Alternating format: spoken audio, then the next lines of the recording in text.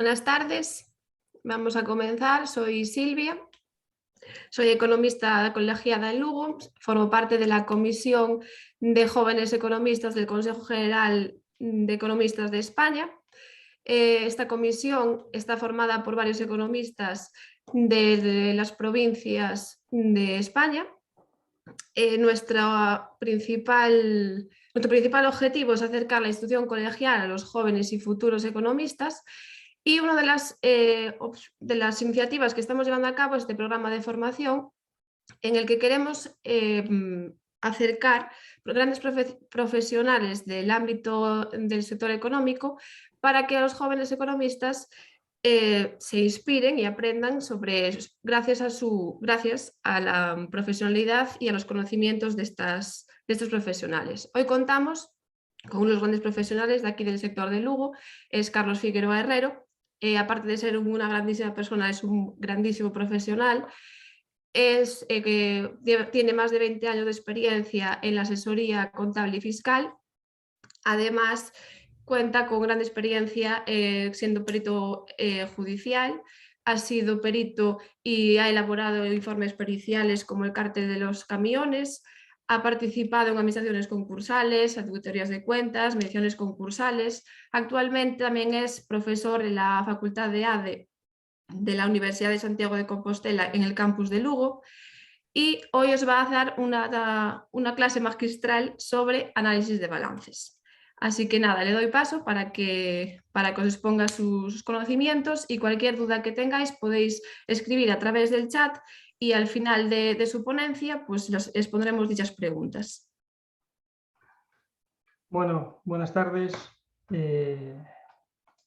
Lo de magistral yo creo que queda un poco grande. Agradecerle a Silvia la presentación, agradeceros a todos la asistencia. Me parece importantísimo el papel que tenéis en este grupo de jóvenes economistas del Consejo General. Es algo que yo creo que entiendo perfectamente. Cuando yo empecé allá, como dice Silvia, hace 20 y tantos años, pues no había este grupo, y aquí pues hicimos una asociación de jóvenes empresarios. Entonces creo que de alguna forma entiendo bien cuál es esa necesidad, ¿no?, que puede tener un joven profesional, ¿no?, un joven empresario, un joven economista en este caso, pues de formarse, de hacer un poco de contacto, de networking con otros compañeros, de poner en valor y comentar diferentes cuestiones. Me parece maravillosa esta iniciativa. El papel de los que no somos ya tan jóvenes, pues lógicamente es apoyaros. Pues lógicamente a mí, cuando me lo planteó Silvia, pues no me cabía duda de que lo haría encantado. Y bueno, pues agradeciendo la asistencia de todos.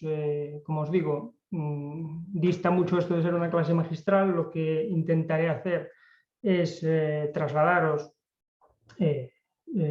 pues, sobre todo mi opinión y mi experiencia profesional.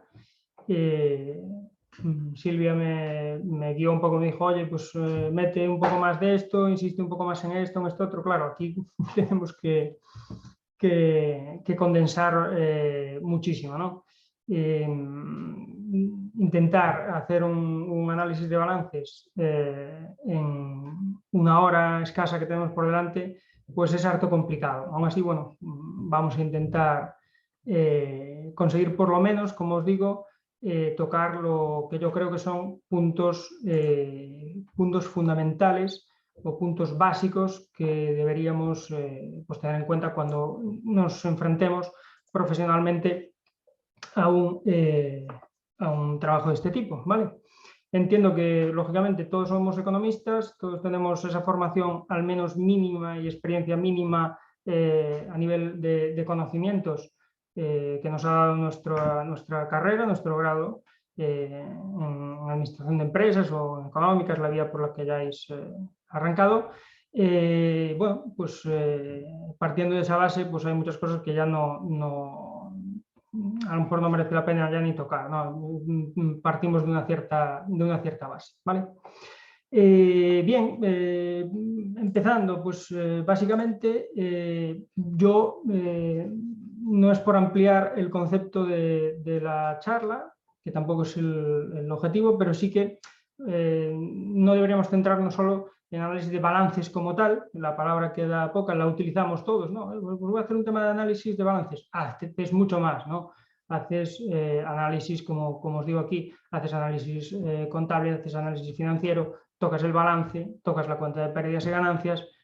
Para hacerlo bien debes de coger dato no puro económico, sino que también no todos son números. Entonces, pues hay que, si tenemos a disposición, pues leerse la memoria de la empresa, apoyarse también en algún otro estado fuera de lo que podía ser un mínimo, ¿no? Un balance y una cuenta de pérdidas y ganancias, ¿vale? Pues apoyarse, lógicamente, si tenemos disponibilidad pues, del estado de flujos de efectivo, pues lógicamente utilizarlo. Veremos que es una herramienta muy potente, ¿vale?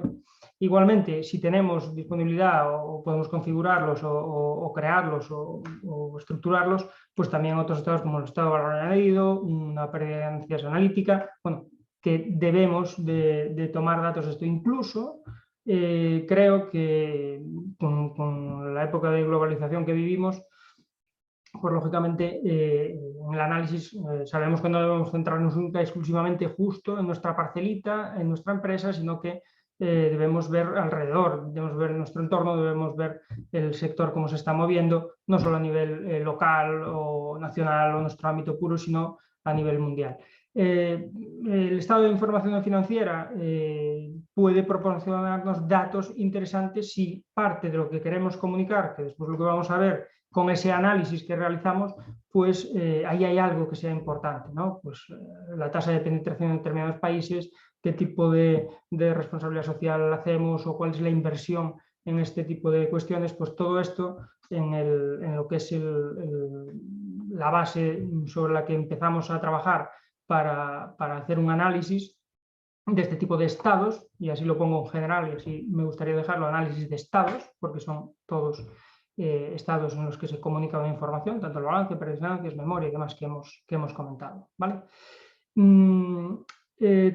Todos ellos tienen sus clasificaciones, algunos son más estáticos, como si fuese una fotografía como está la empresa que es el balance, algunos se le podría dar carácter dinámico como son las pérdidas y ganancias, pero para mí, como lo veréis después, el dinamismo se lo damos con las series históricas de estos datos y no con el estado contable o financiero que estemos analizando concretamente, ¿vale? Dicho esto, el esquema que he pensado que sería interesante seguir en esta sesión, pues es este que tenéis aquí delante, ¿vale? En principio, lo ideal es, y creo que es lo que tenemos que hacer, una fase inicial de planificación, de centrar cuál es el foco de nuestro estudio, para quién se hace, por qué se hace, para qué exactamente, es decir, determinar ese foco, determinar ese focus, porque entiendo que en función de esto condiciona toda nuestra estructura de trabajo, nuestros condicionantes de qué tenemos que solicitar, qué documentación tenemos que solicitar o debemos solicitar o en qué nos debemos fijar, que es el siguiente de los puntos. Va a condicionar también cómo vamos a tratar esos estados que estudiamos, que analizamos, porque aquí está la pregunta siguiente que hago aquí, que es, ¿esta información se adapta o no se toca? ¿Vale? Pues esta es una de las cuestiones que creo también fundamentales. La parte de comunicación, que es el cuarto de los puntos que tenéis ahí, vamos a pasar un poco por encima de lo que es una estructura de un informe, pues a lo mejor enfocado hacia una pericial o hacia una comunicación o hacia un análisis externo. Vemos por lo menos los puntos fundamentales y a lo mejor nos paramos un chisco más en ver cómo sería la comunicación de ese informe, de ese análisis, a lo mejor a nivel interno, ¿no? Veremos eso también.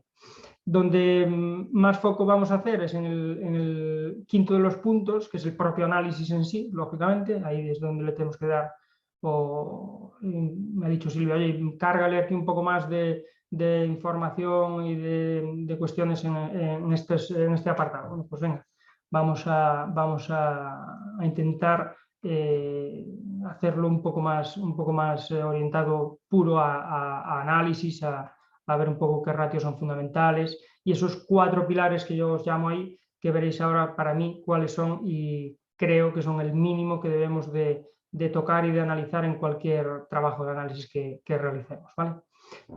Por último, dejar encima de la mesa cuáles son esas herramientas que yo creo que debemos de utilizar, ¿no? Y es ese paso, si se le puede llamar así, porque no es que sea abandonar el Excel para llegar a herramientas como Power BI, ¿vale? Bien, el foco del análisis, ¿para quién, por qué y para qué? Como os digo, condiciona totalmente la estructura de nuestro análisis, ¿no? No es lo mismo enfocar un análisis hacia nuestro CEO, si somos directores financieros, que enfocar nuestro análisis si somos consultores y hacemos ese trabajo de análisis de consultoría en nuestro despacho profesional para alguno de nuestros clientes que quiere ver cómo está su empresa, cómo evoluciona, o incluso compararse con su competencia, ¿vale? Pues cambiará mucho el nivel de desarrollo de todo el análisis, ¿no?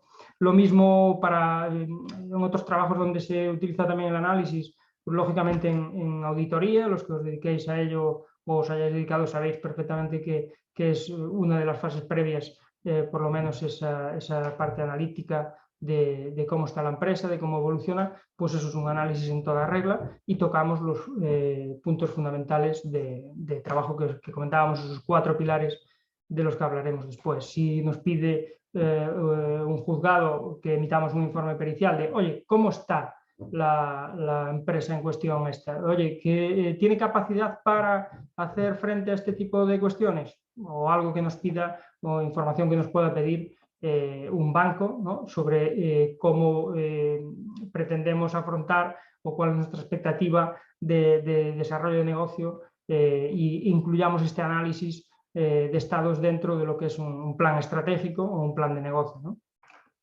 Para pedir financiación, para arrancar un negocio, una nueva línea, lo que fuese, ¿no?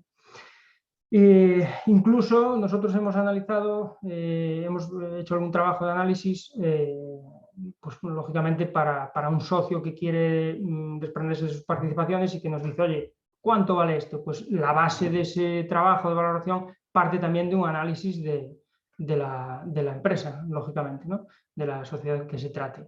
Y eso es lo que tenemos que utilizar para focalizar, o entiendo yo que debemos focalizar el análisis en función de todo este tipo de cuestiones que estamos comentando, ¿vale? ¿Qué más? Pues otra opción de análisis es el ámbito académico, ¿no? Como podemos hacer en las facultades, pues lógicamente tanto para docencia, el estudio de la evolución de determinadas empresas y demás, pues puede ser de utilidad, lógicamente, el análisis de estados, para investigación, para analizar la performance de determinadas empresas. Ahora estamos con una historia sobre cómo evolucionan estas empresas del sector fintech. Bueno, pues ahí hay que hacer un análisis, hay que ver tasas de supervivencia, hay que hacer una serie de trabajos que, lógicamente, también condicionan nuestro trabajo, ¿vale? Bueno, pues visto esto, visto qué es o en qué se focaliza el análisis o qué es lo que nos han encargado o a dónde queremos llegar, qué queremos hacer, qué vamos a recoger, pues en nuestro informe o en nuestra comunicación, una vez que tenemos claro cuál es nuestro objetivo, pues caray, yo creo que llega la parte de decir, vale, quiero llegar aquí, ¿no? Pues si quiero llegar aquí y poder concluir esta serie de cuestiones o poder dar mi opinión sobre si la empresa tiene cierta capacidad, si sus niveles de rentabilidad son óptimos, si lo comparo con el sector, cómo voy, bueno, lo que fuese que mi análisis exige, pues entonces debo documentarme adecuadamente, ¿vale? ¿Qué tenemos que hacer o qué deberíamos hacer? Pues lógicamente tenemos que preguntarnos qué tenemos disponible, porque a veces, como sabéis, en el juzgado pues nos mandan un tocho así de documentación y nos dicen, nada, analiza esto, di si esto es posible, si no es posible, si puede pagar esto, si no se puede pagar esto, si puede afrontar esta operación o no. Bien, yo entiendo que si tenemos la disponibilidad de ya no solo el diario contable, como os planteo aquí, sino la información interna de la empresa, de todo el escandallo de costes, ¿no? Si tenemos una contabilidad de costes, pues es una información del máximo valor, ¿no? Entonces, una contabilidad de costes potente, con un buen output de información, junto con las operaciones completas del diario contable de la empresa, pues esto sería lo ideal, ¿no? Si ya a mayores tenemos otras fuentes de datos, como nos puede proporcionar RPs, incluso CRMs, ¿no? Pues sería ideal. Pero como mínimo, lo ideal sería tener un balance de sumas y saldos. Si hacemos un análisis puro y duro de una empresa que nos podamos descargar unas cuentas anuales, vamos a estar súper limitados. Vamos a ver un balance, vamos a ver una cuenta de resultados, vamos a ver una memoria y a lo mejor algún estado a mayores, como un estado de flujos de efectivo, un estado de información no financiera, bueno, lo que tengamos en las manos. Voy casi a mínimos, voy diciendo, oye, lo ideal sería esto, pues lógicamente un diario, esas otras fuentes, como mínimo dame un balance de sumas y saldos, dime por favor, con todo detalle de cada cuenta, a todos los dígitos, oye, cómo se han movido estas partidas de clientes, estas partidas de proveedores, cuáles son sus acumulados del debe, del haber, cuáles son sus saldos, para poder construirme yo un estudio analítico coherente, ¿no? Más importante también, uno de los puntos que considero más importantes es intentar darle fluidez al análisis, intentar conseguir una serie temporal, una serie de datos temporal lo más amplia posible. Tampoco excesiva, porque lógicamente la economía está sometida a ciclos y a lo mejor no tiene sentido estudiar la evolución de una empresa en los últimos 35, 40 años, ¿no? Pero hombre, si puedes cogerte los últimos 3, 5 años, ¿vale? Pues sería ideal. Máximo en esta época que hemos vivido y que seguimos viviendo de coronavirus, donde tantísimas empresas se han visto afectadas, pues lógicamente mermadas sus posibilidades de ingreso por imposibilidades de ejercitar su propia actividad, pues ahí vamos, cuanto más atrás tengamos una serie temporal, pues en este caso ahora de los últimos a lo mejor 7 años, oye, tenemos 5 previos al COVID, tenemos ya estos años de COVID 2020, 2021, tenemos un poquito de evolución del 2022, ahora ya llevamos casi medio año, oye, cuanto más tengamos en esa serie de datos temporal, mejor. Y si solo podemos obtener esas cuentas que nos podamos descargar del registro mercantil, incluso en formato XBRL, que después comentaremos un poco, pues mejor, ¿no? La idea es darle cuanto más dinamismo a un estado que es puramente estático, como es el balance, y que aunque nos empeñemos en algún libro que podamos leer o en alguna información, oye, que la cuenta de resultados es dinámica, bueno, tengo mis reservas. Sí te dice cómo has llegado a algo, cómo has llegado a ese resultado y cómo se desagrega, pero el dinamismo yo creo que nos lo da la serie temporal, hacia dónde me he dirigido en estos años, en qué tendencia voy, si en una tendencia estable, si en una tendencia de subida, si en una tendencia de bajada. Esto para mí creo que es lo más importante, conseguir este tipo de información, ¿vale? Bueno, y aquí viene la primera de las partes de opinión más, a lo mejor, controvertida que nos podamos encontrar. A mí me divierte mucho cuando empecé a dar clases hace 5 años aquí en la facultad, como dijo Silvia, en Administración y Dirección de Empresas. Ya llevaba pues, 15 años trabajando. Y oye, intentar traducirle a un alumno esto, pues todos que hemos sido alumnos pues sabemos que no siempre es fácil, ¿no? O no entendemos o no es fácil comunicar algún concepto, ¿no? Y es más, cuando llevamos X años viendo unas contabilidades y de repente vemos una asignatura de estados financieros y otra de análisis de estados financieros y empezamos a enlazar todos esos conceptos, pues hay cosas que cuando yo llego a este punto, y ahora os diré, claro, sucede que nos encontramos que el tratamiento contable puro, legal, de nuestro plan general contable para los activos, para los pasivos, para los gastos, para los ingresos, no es exactamente lo que una persona sin conocimientos contables pueda esperar. Y ahora os cuento.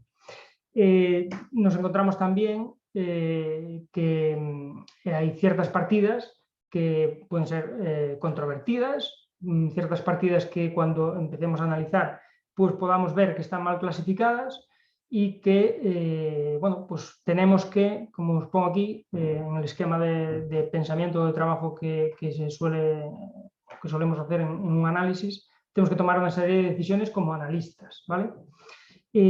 Lo más importante, esas decisiones, ¿vale?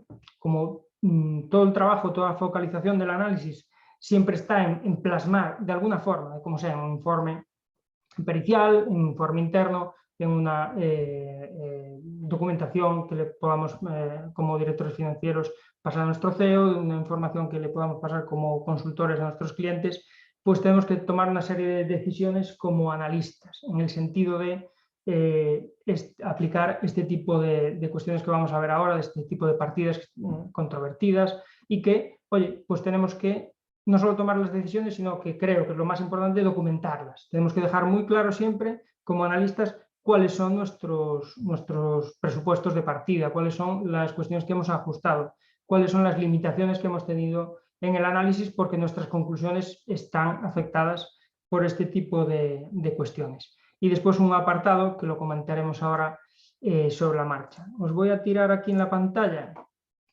una cuestión muy sencilla, muy visual, vamos a ver, vale. No sé si lo podéis ver, supongo que sí, ¿vale? Voy a ponerlo lo más grande que pueda. ¿Qué es esto? Bueno, pues lo más sencillo que podemos poner un balance y una cuenta de pérdidas y ganancias a valores mínimos, ¿vale? A datos mínimos. Lógicamente, siempre nos han dicho, cuando empezamos a estudiar esto, oye, la parte izquierda del balance es todo lo que tenemos, la parte derecha del balance es cómo nos financiamos, ¿no?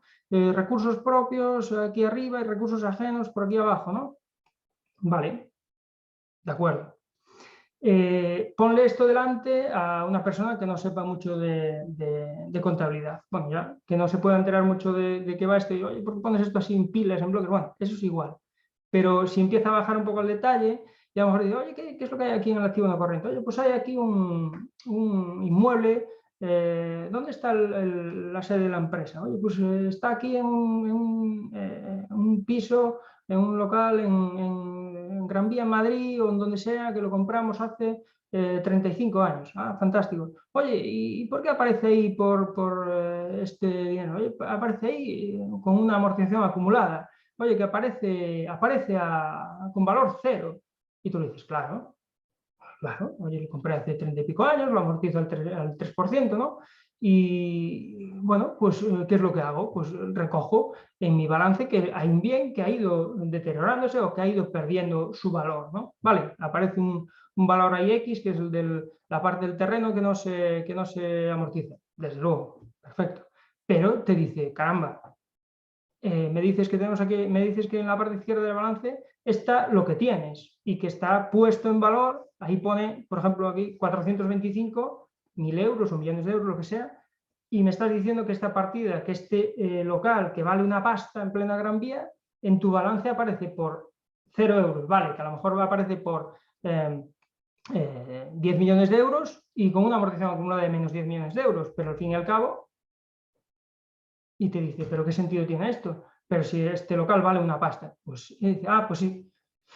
Bueno, pues primera de las cuestiones que para un tercero son controvertidas y que para nosotros como analistas yo creo que debemos tener en cuenta siempre, ¿vale? Estas son, os decía cuando empecé a compartiros aquí la presentación, dije, oye, hay valores controvertidos, sí. ¿Tenemos que adaptar la información? Yo creo que es una absoluta necesidad, ¿vale? Adaptarla. Es decir, cuando vamos a analizar tenemos que tener muy claro que el balance tiene un presupuesto legal de, oye, se hace así, el plan general contable se construye de esta forma, tiene estas normas de valoración. Bueno, pues el plan te dice que ese activo contablemente no vale nada. Lógicamente, ¿qué tenemos que hacer como analistas? Pues oye, ponerlo en valor, es decir, eso vale dinero. A lo mejor no somos peritos especialistas en tasación inmobiliaria, pero oye, tenemos recursos, podemos preguntarle a un colega, podemos pedir un informe de tasación y podemos poner en valor el valor real de ese bien. Solo, lógicamente, efectos de análisis. Tu balance es el que tienes que presentar, que es lo que tienes que presentar en el registro. Y además te sucede otra cuestión, ¿no? Llegas aquí y pues te encuentras partidas como que este tipo de activos, oye, pues tengo aquí este inmueble que ha sufrido una inundación y tal, y pues oye, le he bajado el valor, lo he deteriorado. Y entonces te dice, a ver, espérate un poquito, ¿me quieres decir que tienes un valor, tienes un bien que tiene valor cero y que no lo pones en valor contablemente? Y me dices que tienes aquí otro que sufre una depreciación y lo contabilizas. Claro. Y ahí estoy totalmente de acuerdo, ¿no? No puedo decir o no debo de decir para un tercero que esto vale 100.000 euros si está deteriorado en 40.000 y su valor real ajustado o su valor de mercado o el valor que le demos por la norma contable en cuestión tiene que ser menor. Ahí estoy totalmente de acuerdo. ¿Qué pasa? Que le vendo a tal cliente y ahí en el activo corriente pues me encuentro una serie de partidas que, bueno, pues también aparece lo que me debe tal cliente y digo, ostras, y estos deterioros que hay aquí del saldo de clientes, del crédito de clientes, pues sí, es que cuando sucede que tenía que pagar en tal fecha y no ha pagado, pues yo contablemente tengo que deteriorarlo porque, oye, a lo mejor no lo voy a cobrar, entonces tengo que ser muy precavido, ¿no? Tengo que tener mucha precaución, mucha prudencia en lenguaje contable, ¿vale? Y entonces ya se queda así mosca el tercero que lee esto, ¿no? Y digo, el que no sabe contabilidad, oye, ostras, ¿y aquí es esto que debes a los proveedores y demás? Ah, sí, eso es lo que le debo. Vale. Oye, ¿y esto que le debes aquí al banco? Sí, eso es lo que le debo. Bueno, y te dice, caramba, qué diferencia de tratamiento, ¿no? Los activos me los haces más pequeñitos y los pasivos los dejas como tienen que ser. Me rasca un poco, ¿no? Pues sí, es así. La contabilidad española es pesimista, es prudente, pero es pesimista. Sabéis que contabilizamos el gasto en cuanto solo tenemos casi a veces una sospecha de que lo vamos a poder tener. Es que ahí tengo una provisión. Claro que tienes una provisión y es lógico que desde cierto tipo de perspectiva la tengas en cuenta. Quiero decir con esto, como analistas debemos coger este balance y debemos de cambiarlo, debemos de adaptarlo a donde queramos llegar, ¿vale? ¿Qué tenemos que hacer? Ajustarlo como sea, partidas, si tenemos acceso a la contabilidad en Excel, adaptarlo como fuese, cambiar los valores para analizar, o cuando tomo y analizo algún ratio, pues agarrar el valor que debo corregir y corregirlo. Lo mismo en la cuenta de resultados, ¿vale? Habrá partidas que no son exactamente como en la realidad deberían de ser. Nos puede decir el cliente en cuestión, oye, que tienes aquí una cuenta de resultados como la que tengo puesta yo aquí en resumido, ¿vale? Dice, oye, qué bien, que tienes ahí un beneficio ya después de pagar impuestos y demás de 8.400 euros. Y lo que te dice siempre un cliente, si los que lleváis consultoría, es 8.400 euros, pero si eso no lo había en la cuenta a final de año, ¿no? Vale, pues es que, claro, ¿qué pasa? Que yo he contabilizado aquí estos 50 millones de ventas, pero es que me faltan de cobrar a lo mejor 10 millones. Y tú, ostras, caramba, está bien, ¿no? Un tercero va a decir, esto es un absoluto desastre. Es decir, ¿cómo os entendéis? Bueno, pues nos entendemos así. Está preparado, lógicamente, y el sentido de esto está preparado porque, oye, cuando el legislador ha puesto toda esta normativa, a lo que va es a la protección del tercero, con lo cual contabiliza cuantos más gastos posibles, a lo que va es a que como socio aquí en el patrimonio neto nos van a restringir vía contabilizar cuantos más gastos previsibles mejor, deteriorar cuanto más mejor. Pues, ¿qué es lo que va a hacer? Va a hacer que estas cuentas de resultados sean escuetas, ¿vale? Entonces van a hacer que nuestro resultado a repartir, de alguna forma, sea pequeñito, que en caso de que haya sospecha de que va a pasar algo, los socios no puedan decidir reparto de dividendos, por ejemplo, ¿vale? ¿Qué pasa? Que por eso os digo que es tan potente ver o tener en cuenta un estado de flujos efectivo. ¿Por qué? A ver si me deja quitar la pantallita de aquí. Vale.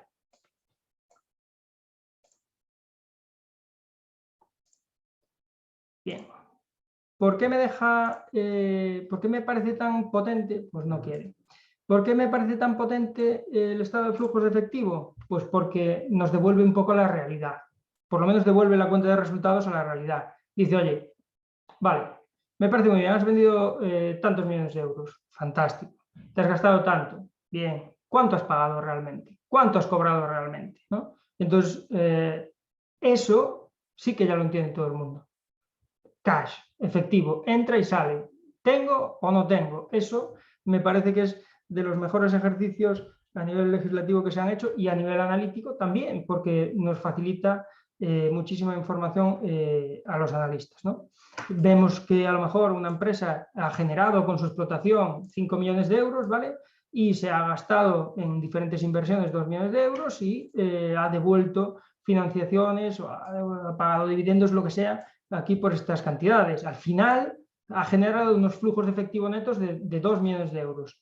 ¿De dónde viene? ¿Qué es lo que estamos explicando con el estado de flujos de efectivo? Bueno, pues parto con una tesorería de 1.800.000 y acabo el año con una tesorería de 3.800.000. Lo que nos está explicando el estado de flujos, lógicamente, es de dónde han venido, dónde se ha ido el dinero, o primero, de dónde ha venido, ¿vale? Flujos de entrada y segundo, de dónde ha salido flujos de salida. Obviamente, con toda su desagregación. Es potente porque podemos ver si realmente, aun habiendo generado flujos de efectivo positivos, aun habiendo aumentado, como el ejemplo que tenéis aquí a la derecha, nuestro saldo de efectivo en 1.000 o 1.000.000, como lo queréis traducir, lo que sucede es que lo he generado porque me ha entrado pasta, porque me he financiado, mi explotación todavía no genera los suficientes flujos como para sustentar la empresa. Lógicamente, la tendencia en el tiempo debería ser, obviamente, a que los flujos de explotación sean positivos, ¿vale? Lógicamente, cuantos más altos, mejor. Y los otros flujos, pues depende de las políticas de inversión, desinversión, de dividendos, bueno, pues lo que fuese, ¿vale? Decimos que esto para un tercero puede parecer un desastre, cuanto más, y ya no nos vamos a meter en ello, le podemos decir que tenemos mucha manga ancha en algunas cuestiones en contabilidad para hacer lo que se llama contabilidad creativa. No fraude, ¿vale? Contabilidad creativa, que es adaptar en la medida en la que podamos como asesores o como directores financieros, pues adaptar nuestras cuentas dentro de esos parámetros a lo que más nos interese. Tendremos que dar las explicaciones que sean a la memoria y ya está. Pero esto es fundamental y me parece muy importante. Con lo cual, todo este tipo de cuestiones que hagamos como analistas, de modificar alguna partida de balance para corregir sus valores, de ver que hay aquí cuentas de periodificación, de ver que hay por aquí pues, algún activo no corrientemente para la venta, de que tenemos activos o pasivos por impuesto diferido, ese tipo de partidas que no son exactamente un activo como tal o un pasivo como tal, o que pueden llegar a realizarse o no, hablo en ese caso de los activos por impuesto diferido, pues debemos darle tratamiento adecuado. Oye, ¿los tenemos en cuenta como activos o no los tenemos en cuenta como activos? ¿Tengo esperanza futura de recuperación? ¿No tengo esperanza futura de recuperación? ¿Eso qué es? ¿Es un menor gasto de un año anterior porque me he activado el impuesto sobre la pérdida de un año? Bueno, o sobre algún ajuste que hayamos hecho. Bien, pues esas cuestiones tenemos que ponerlas en valor como analistas y creo que deberíamos reflejarlo, documentarlo y decir qué es lo que hacemos, ¿vale? Lo tenemos en cuenta, no lo tenemos en cuenta y listo. Lo mismo con las partidas que estén mal clasificadas, ¿vale? Todos hemos visto alguna contabilidad en la que da igual que sea un proveedor, que sea un acreedor por prestación de servicios, que sea un proveedor inmovilizado, todo va a una cuenta genérica del grupo 4, o 40 o 400, todo va ahí o todo va a la 410. Claro, eso como analistas, si tenemos capacidad de ver que esto no está bien, debemos, en la medida en la que podamos, reconstruirlo para que después algo como, por ejemplo, el análisis de periodos medios de maduración para ver cómo funciona el ciclo de explotación de la empresa en días, ¿vale? Si se autofinancia, si tiene que buscar financiación externa o no, pues deberíamos intentar poder ajustarlo. Y después una cuestión que me parece también fundamental, que es en el balance, que tengamos la constancia de que cuando yo me vengo aquí a estas partidas de activo corriente y de pasivo corriente, estoy teniendo en cuenta una clasificación contable con criterios contables. Quiere decir, activo corriente, lo que se va a poder convertir o realizar en un año o menos, y pasivos corrientes con el mismo criterio, ¿no? Obligaciones a ese corto plazo. ¿Vale? ¿Qué sucede? Que si tenemos la oportunidad y podemos hacerlo, mi recomendación es hacer lo que os comentaba antes en la diapositiva, es convertir este balance en un balance que llamamos funcional. Ese balance funcional lo único que viene a hacer es decir, oye, ¿cuánto por término medio tardas tú en pagarle a tus proveedores? 90 días, fantástico. ¿Cuánto por término medio tienes tú las existencias en almacén, desde que entran hasta que salen por venta por término medio, ¿no? Rotaciones, pues. Tanto. Oye, ¿cuánto por término medio le cobras a tus clientes? Por la suma de estos conceptos o por la puesta en valor de estos conceptos, vamos a ver si el propio ciclo llegamos a cobrarle a los clientes antes de tener que pagarle por término medio a los proveedores, pues al revés, le tenemos que pagar al proveedor antes incluso de cobrarle al cliente, con lo cual tendremos que buscar financiación en una entidad financiera o a los socios, como fuese, ¿no? Vale. Como analistas me parece muy interesante que si tenemos la información de análisis de periodos medios y tenemos la información de desagregadas estas partidas de activo corriente, estas partidas de pasivo corriente, y tenemos los vencimientos de esas partidas, y hoy en día con un buen RP lo vamos a tener, ¿vale? Incluso nos lo puede lanzar a un propio Excel y lo podemos automatizar y detallar. Entonces, que convirtamos este balance. ¿Cómo lo convertimos? Pues una cosa muy fácil. Todo lo que esté en el activo corriente, ¿vale?, por debajo de ese periodo medio de cobro por término medio de clientes, es activo corriente a nivel de balance, perdón, a nivel de análisis.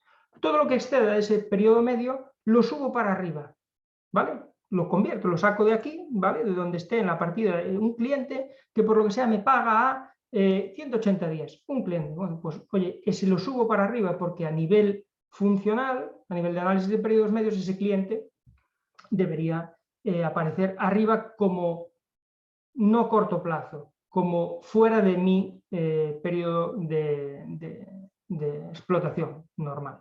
Lo mismo los pasivos corrientes. Tengo que entrar a ver a qué proveedores les voy a pagar por lo que fuese, por término medio, en más tiempo que mi media. Y eso llevarlo arriba al pasivo no corriente. De esta forma, lo que conseguimos es un análisis bueno, y aquí empezamos ya a comunicar un poquito algunas de las cosas que os quiero intentar trasladar o hacer ver, que el análisis de fondo de maniobra puro, como tenéis aquí, claro que tiene un valor, ¿vale? Pero fijaos que si yo me llevo partidas de pasivo corriente y de activo corriente hacia arriba, hacia el activo no corriente y hacia el pasivo no corriente, este fondo de maniobra va a cambiar. Por lo cual, yo, el análisis de fondo de maniobra tal cual, activo corriente contable contra pasivo corriente contable, no me dice mucho. ¿Por qué? Porque me puedo llegar a encontrar que tengo un fondo de maniobra positivo, que en teoría me dice que tengo cierta capacidad o más capacidad de generar recursos a corto plazo que obligaciones de pago a corto plazo, y me monto en el 15 de febrero y no tengo pasta para pagarle al proveedor en cuestión. Si yo convierto este balance a funcional, debería poder explicarme esto porque estaría dentro de los periodos medios, ¿vale? Hay que hacer un análisis más profundo, pero lo que quiero dejaros encima de la mesa es que veáis eso. De hecho, hay empresas como, aquí no está puesto en su sitio este fondo de maniobra, pero bueno, veis que el activo corriente son 300 euros y el pasivo corriente 350. Fondo de maniobra negativo. Tampoco es malo.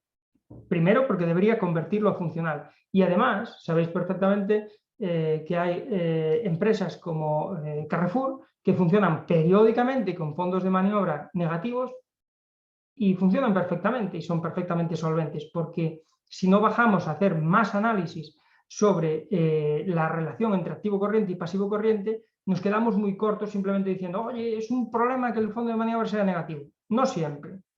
Oye, es muy bueno que el fondo de maniobra sea positivo. No siempre. Bajémonos al detalle. Esto es lo que quería dejaros encima de la mesa ahora mismo. Bien, Más cuestiones. La comunicación de nuestro análisis. ¿A dónde vamos? ¿A dónde queremos llegar? ¿Qué queremos trasladar? Bueno, como os dije, no nos vamos a meter al detalle de lo que es una estructura de un informe pericial, pero básicamente sería esta historia, ver qué es lo que nos han encargado, contar un poco la historia de la empresa, qué documentación hemos tenido delante, cuál es el trabajo que hemos realizado, qué ratios hemos utilizado, explicar qué significado tienen. Importantísimo para mí los dos últimos puntos. Lógicamente el trabajo realizado es el más importante, ¿no? Pero es importantísimo contextualizar y decir, oye, para este trabajo he tenido estas limitaciones, solo he tenido un balance y una cuenta de resultados, con lo cual lo único que puedo hacer, ¿vale?, es en algún caso pronosticar con reservas qué es lo que sucede.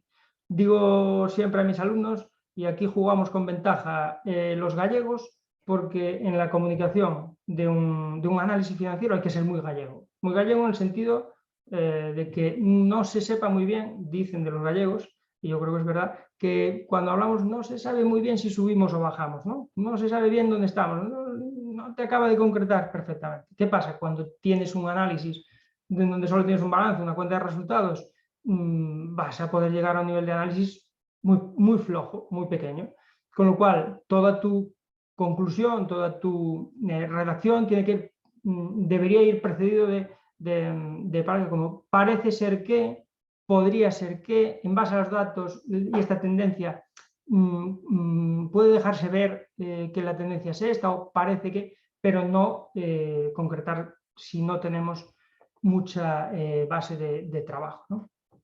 Vale.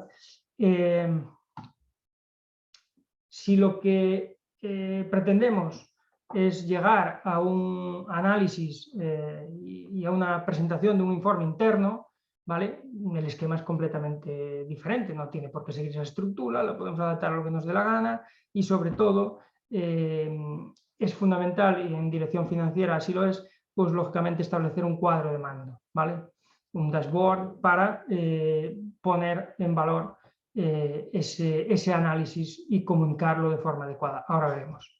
Lógicamente, también cuanta más evolución histórica podamos tener, más evolución previsional podemos llegar a hacer como analistas, es decir, oye, cuanta más serie histórica de atrás tengo, más puedo hacer una recta de regresión o una tendencia para poder prever qué es lo que va a pasar en el futuro.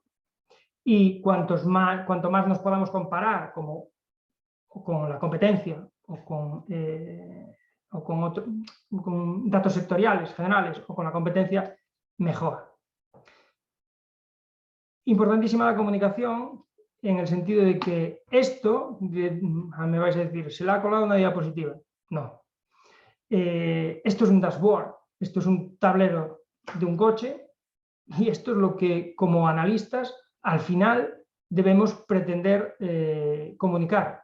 Análisis veamos, por ejemplo, dirección financiera o una consultoría a un cliente, ¿vale? ¿Qué es lo que tenemos aquí? Pues una serie de datos que, si estás echando un vistazo, si estás conduciendo, que es tu foco principal, con un vistazo rápido puedes ver cómo vas.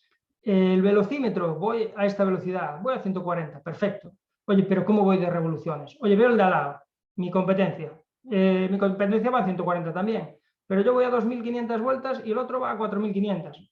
Va muy petado, ¿vale? Va muy a tope, va muy justito. Pues llevado esto a un análisis financiero, lo que entiendo que nos debe enseñar esto es el foco principal. Si os fijáis, son 3 elementos fundamentales, ¿vale? Uno de ellos dividido en 2, que es oye, ¿cuánto voy de gasolina? ¿Cuánto voy de calor, de la temperatura del agua y tal?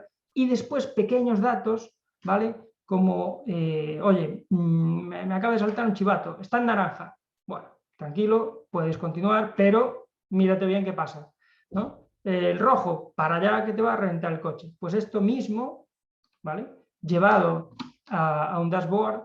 Este está hecho en un formato muy sencillito de presentación de PowerPoint, pero hoy en día tenemos herramientas muy potentes para darnos esto. Pues esto es lo mismo, esto es definir, oye, aquí me importan mucho estas cuestiones, o le importa mucho a mi director financiero o a mi CEO este tipo de cuestiones, pues se las voy a poner y lo más resumidas que pueda, o lo más gráficas que pueda. Esto me parece fundamental. Lo mismo que tenéis aquí, oye, es fundamental controlar el beneficio por trimestres, ver qué rentabilidad tenemos en las ventas, le metemos ahí un gráfico de acelerador, una estadística de ventas de varios años.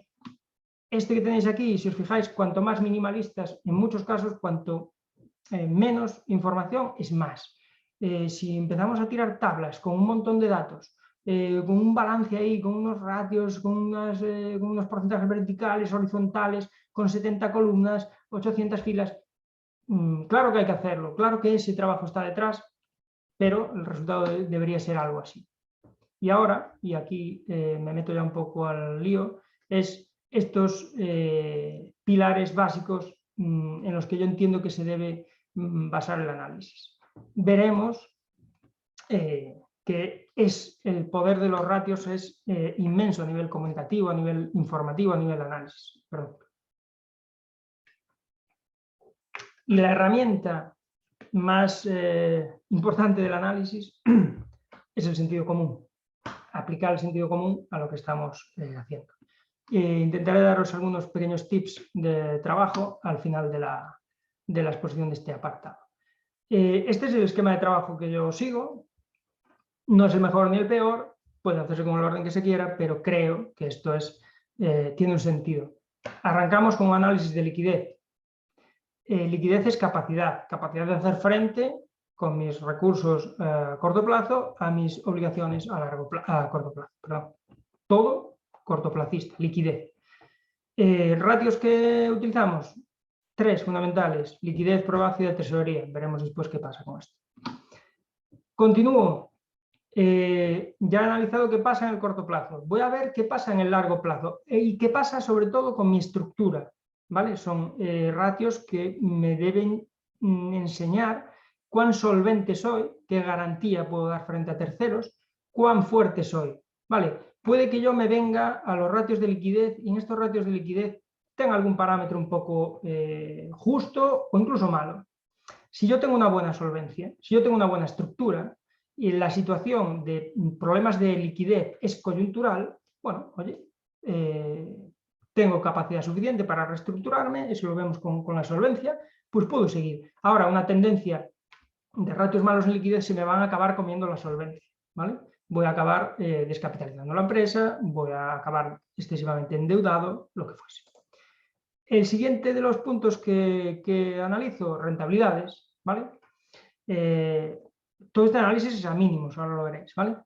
Rentabilidades económicas, rentabilidad financiera. Claro que la rentabilidad económica y la rentabilidad financiera tienen desagregaciones a 3, a 5 factores. Podemos complicarlo todo lo que queramos. Para análisis, para ver y llegar a la explicación de, oye, ¿por qué he tenido menos rentabilidad? Oye, pues tengo que entrar a mis márgenes, tengo que entrar a mis rotaciones, tengo que entrar a ver cuál es el efecto fiscal o el apalancamiento que tengo. Claro que todo eso lo puedo hacer, pero al final lo importante es ese plan de ratios mínimo que tengo.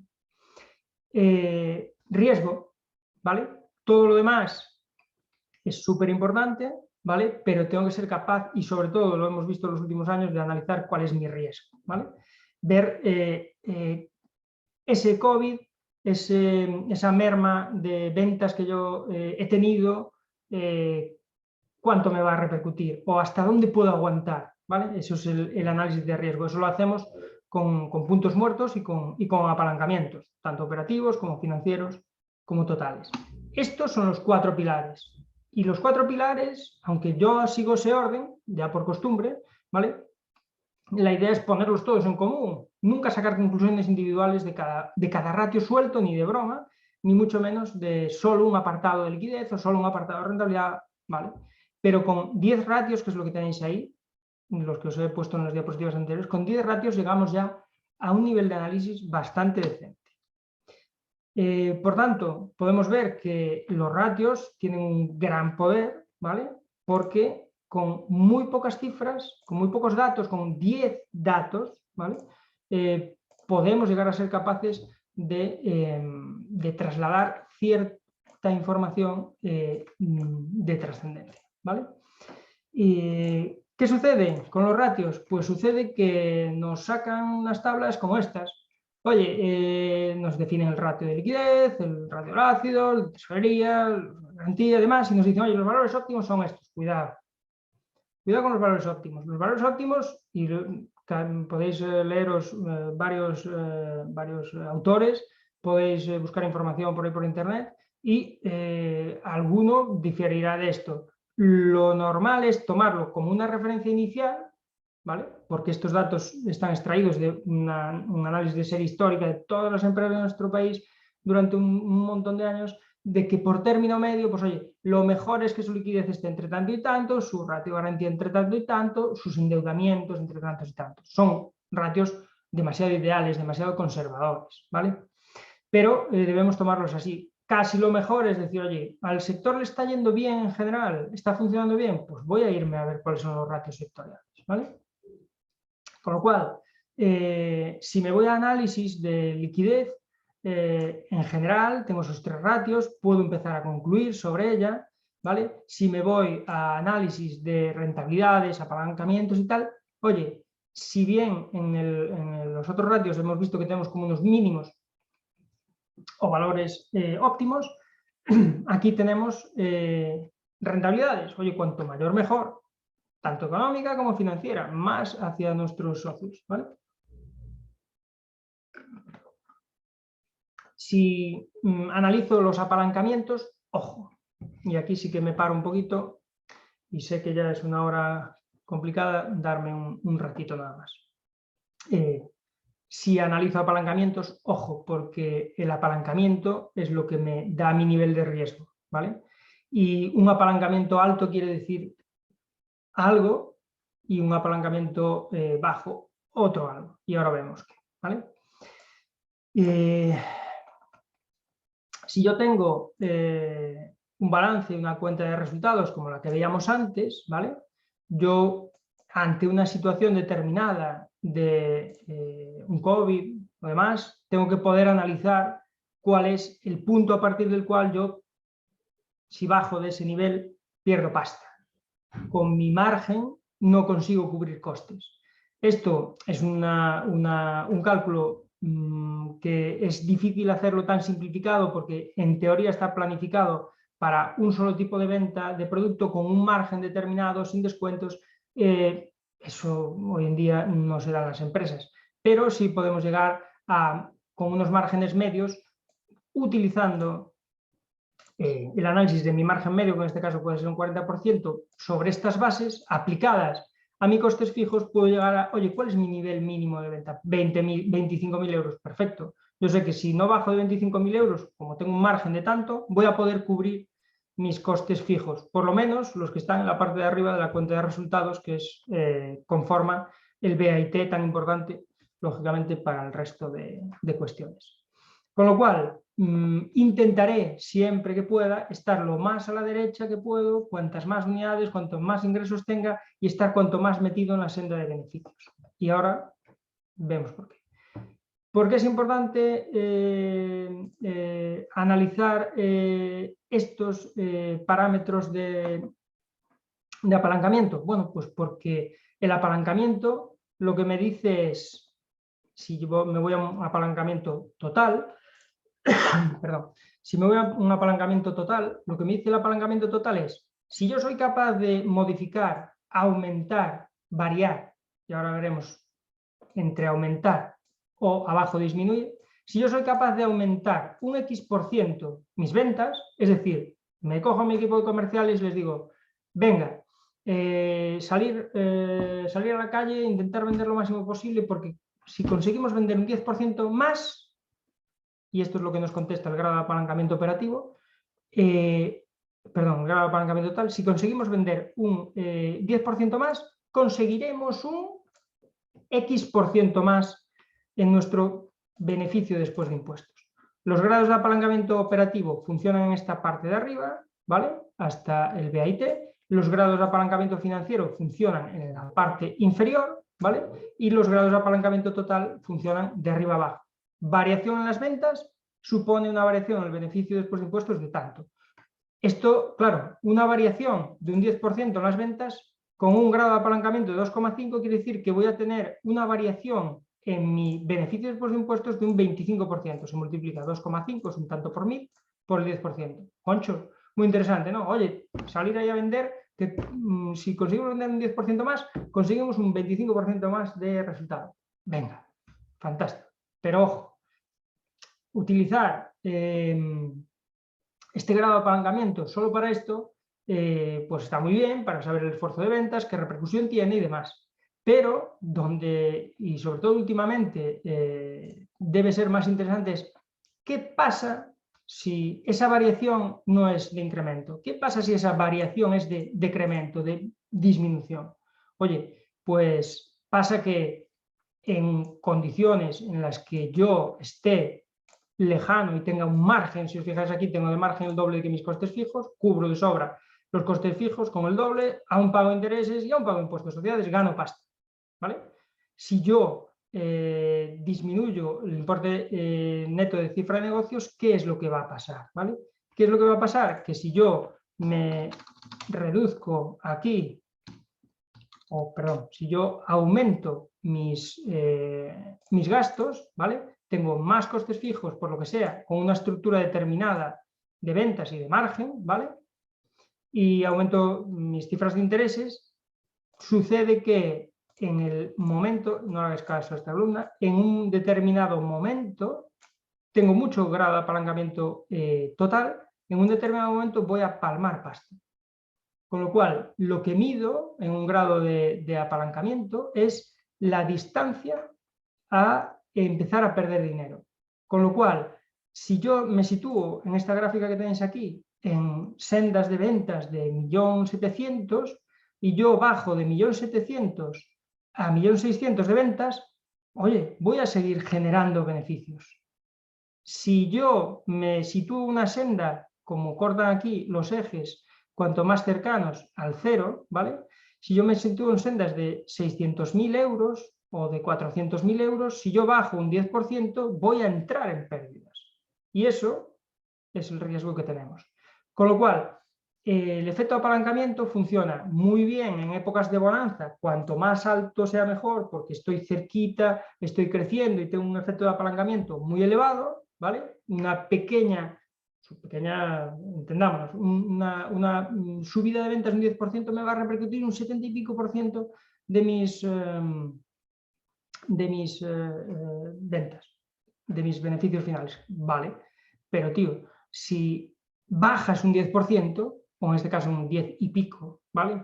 Aquí si bajamos un 20%, ¿vale? Ya palmamos dinero. Con lo cual, sabemos nuestra distancia a la quiebra, nuestra distancia al riesgo, nuestra distancia a una situación incómoda, ¿vale? En la empresa, ¿vale? Bueno, con 10 ratios, con desagregación, podemos saber cómo estamos a corto plazo, podemos saber cómo estamos a corto plazo, cómo estamos a largo plazo, nuestros niveles de rentabilidad, si estamos cercanos o no a ese punto de corte o tenemos mucho o poco riesgo. Aquí, si veis, cuanto más cercanos al 1, menos riesgo tenemos, porque estamos más lejos de la estructura de costes, ¿vale?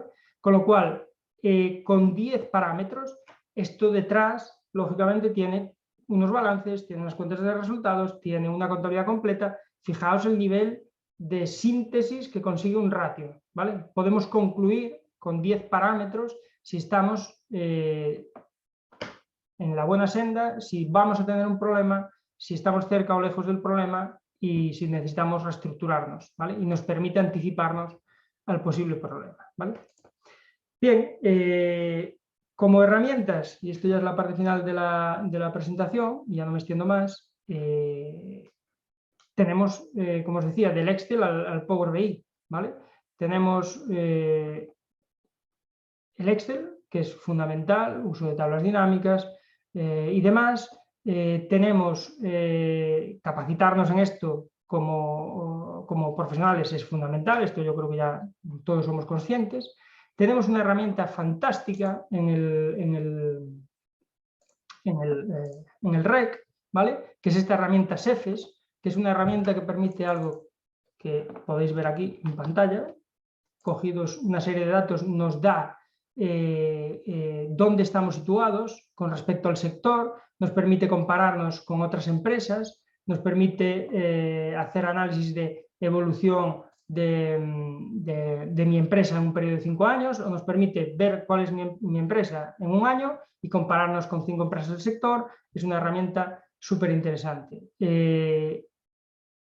Cuestión fundamental que creo para todos como profesionales, tanto los que sois jóvenes como los que ya no somos tan jóvenes, capacitarnos en estas otras cuestiones que tenemos por aquí abajo. El propio Consejo General, y aquí ya yo he asistido a una charla vuestra de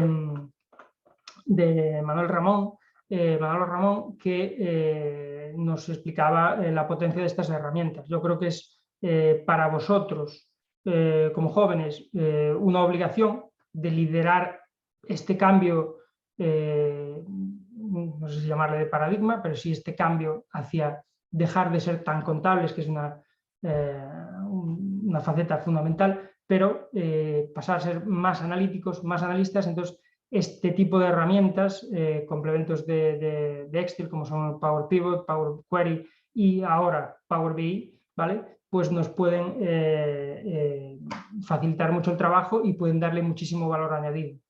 Lógicamente, aquí os he puesto un curso este estaba muy focalizado a tema de administración concursal, pero estas cuestiones de robotización, del uso del Office 365 y demás, para procesos automatizados, están al alcance de la mano de cualquiera de nosotros sin necesidad de saber programación como tal, ¿vale? Y creo que es fundamental capacitarse en ese sentido, ¿vale? Hay también un curso que empieza ahora prontito, el 24 de mayo, que ya es un poco más avanzado. Yo creo que hay que hacer los 2 anteriores para después meterse en estos, si no tienen los conocimientos, ¿vale? Pero aquí también está Manuel Ramón y otros, punta de lanza de gente como Francisco Mullor y demás, que se ha montado este curso en Consejo General, que me parece una maravilla, ¿no? Y que si os dedicáis a esto y podéis hacerlo, pues es para pensarlo, sin duda ninguna. Como ideas de uso de estas herramientas, me parece interesantísimo utilizarlas para hacer reportes periódicos, para automatizar algo que antes lo hacíamos más a pinrelillo, más a lápiz, como quien dice, ¿vale? Con mucha carga de horas de trabajo, que ahora simplemente lanzando un archivo que nos descarga el programa a una carpeta, el sistema automáticamente lo coge, toma los datos que yo le he dicho que tiene que tomar, los tira a un determinado informe, nos llega incluso al móvil con Power Apps 3-4 datos que nosotros, si somos los que tenemos que validar ese reporte, decir, oye, pues si está bien o no, bueno, me voy a parar, voy a mirarlo antes de pasárselo a mi superior, al CEO, pues si está ok, le doy validación al móvil y automáticamente se le lanza al CEO. A nivel de controlling en dirección financiera para validar y autorizar este tipo de reportes me parece fundamental. A nivel de consultoría interna nuestra, pues poder automatizar para nosotros o para nuestros clientes pues controles de antigüedad de deuda, que simplemente lanzando la propia contabilidad en un Excel o que tome el dato de nuestro programa directamente, este tipo de herramientas de automatización, lance directamente cartas de reclamación de deuda o de devoluciones de clientes, me parece tremendo. Como conclusión, pues creo que la profesión de contable como tal está en vías de extinción. Sabéis que ahora te mandan una factura y ya la integras en el sistema simplemente con un chequeo, con una validación. No tienes que hacer asiento contable como tal. La profesión de analista en ese sentido es nuestro presente y nuestro futuro.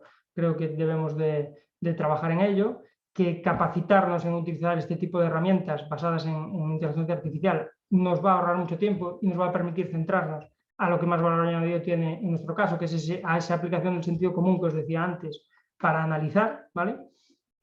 Y este es nuestro esquema de trabajo y es lo que he intentado transmitiros. Os agradezco la asistencia otra vez, podéis contactar con nosotros de cualquier forma a través de Jóvenes Economistas. Estamos a vuestra disposición Y oye, gracias otra vez y disculpad por los 13 minutos que me he pasado.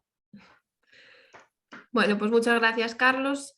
No sé si hay alguna pregunta, en el chat no he visto ninguna. Entonces, bueno, agradeceros vuestra presencia. Os informo que el día 25 de mayo va a haber otro curso impartido por Raquel Jurado sobre recursos e informes de cómo se redactan. Y muchas gracias por todo. Se va a colgar la presentación, preguntan. Sí, os los podemos mandar sin problema. Dejad, Sí, claro. sí, ¿verdad? Sí. Bueno, pues muchas gracias a todos. Buenas tardes. Y hasta la próxima. Chao.